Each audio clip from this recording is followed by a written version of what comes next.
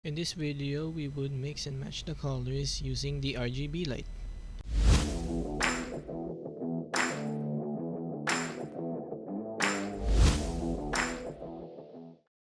So the components that are needed for this project would be 3 resistors, 1 RGB light LED, and 4 jumper cables.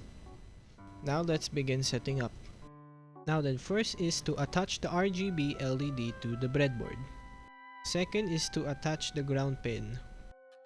In order to find the negative pin, find the longest of the 4 pins of the RGB LED. Next would be attaching the resistors of the RGB LED, as well as connecting to its digital pins to the Arduino Uno.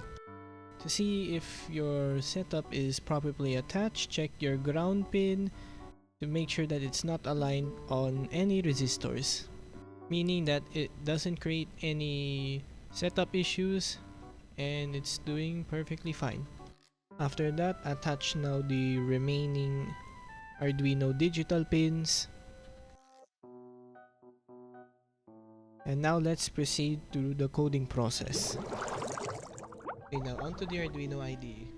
First step is just to declare all of our RGB pins. So red pin to 9, green pin to 10, and then blue pin 11.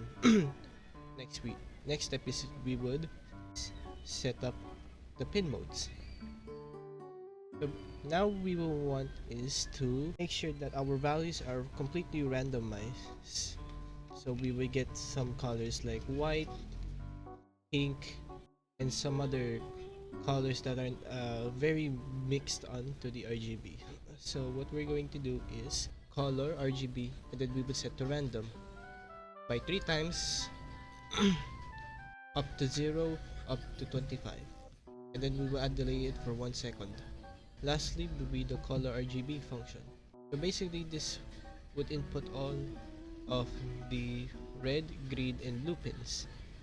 Lastly, we would analog write as we would show now the given outputs.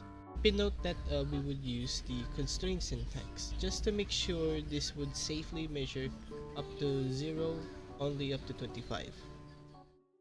So after all that, you would now get the expected output.